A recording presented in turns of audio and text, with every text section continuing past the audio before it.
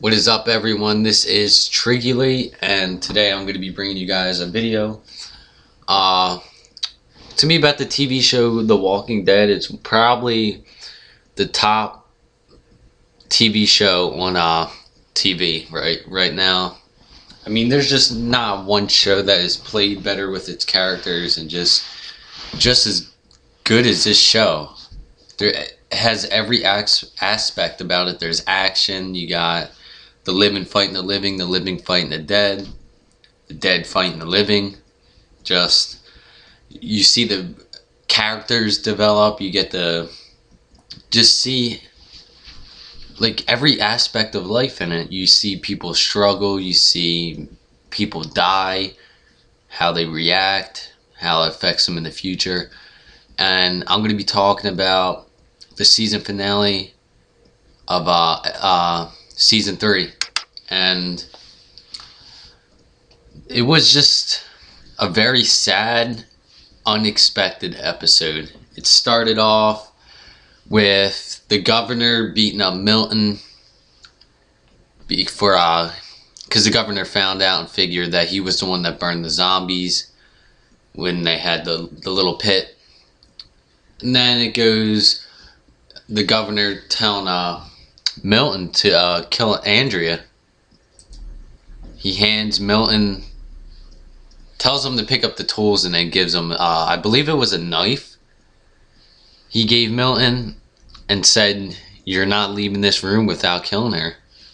And in the end, he was correct, because Milton did not die a coward. He died a hero, turning around trying to stab the governor, but the governor is the governor, and he put the knife right to Milton's chest. And after a while, Milton eventually just died, turned, and with Andrea handcuffed to the chair, it was just unexpected. Everybody thought she got out. Even in my perspective, it seemed like she got out. And then they went to like the commercial or switched the scenes, and then you come back, they go to where they kept Glenn and Maggie. They go in the room, and she's just sitting there bit. It was just very unexpected. And then that was, I think, one of the most number one expected things to happen in that episode, because of how far Andrea went into the comics. And then the second thing is when afterwards, after they ran away, the governor just sprayed down all of his civilians, all of his citizens. They were a nice group of people. I mean, they were scared. And he just shot them all down. Besides, I believe it was Karen was the one that survived under the body. And then the governor, Martinez, and I'm not really sure what the African-American dude's name is with the afro kind of hair. But them 3 escaped, and it's going to be interesting to see where they come to play later in this TV series. I mean, they're obviously going to play a big part, and I don't know what's going to happen. But the third and most, or this is actually the second and most unexpected thing to happen, is Rick taking in all of the Woodbury remaining people. All the elders, all the children, a couple babies I believe I saw. But that was just very unexpected, because now he has a big group to support. And it's not going to be as easy as everyone thinks. Everyone thinks having the big group is the best to have. It's the best to have if you have a big group of strong women / men / Carl. I don't think there's ever going to be another kid that's like him, because they could go out and support themselves. But with all those children and old people, what are they going to use all those old people for? Were they going to just sit there and rot in the prison cells and eat all the food? It's not like there's unlimited food. It's a struggle. And there is just a lot of people's support.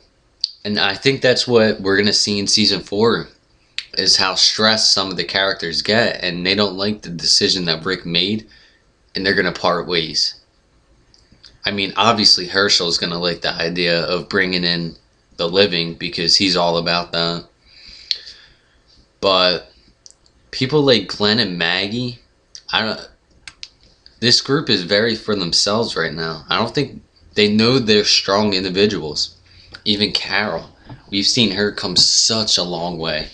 She developed so much. She was so weak in the beginning, yet she is still kind of weak, like emotionally and mentally, but she's came such a long way and has such a big impact on this group. And I think they kept her this long because she's gonna have such a huge impact coming up in this season 4. I don't know what's gonna really happen for season 4. I mean, they have a group of at least 30 to 40 people now. They had a bus full of people. They had, what do they have, about a dozen already, maybe a little bit less. And it was just an overall unexpected episode.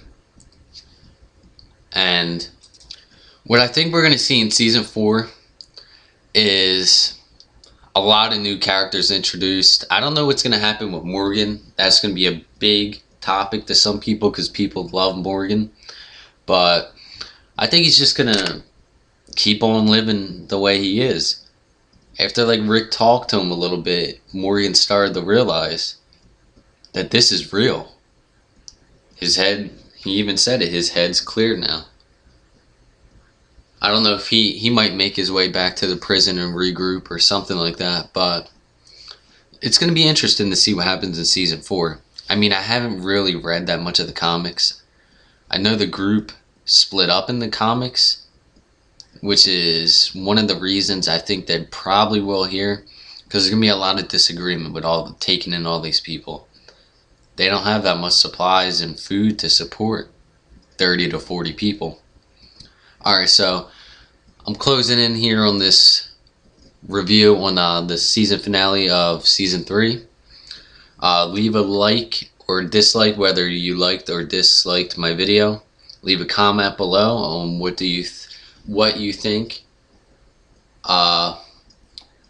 what would happen in season 4 and how I did on my video. This is my first commentary / video ever, and leave a sub too if you think this was a good video and you'd like to expect more ones.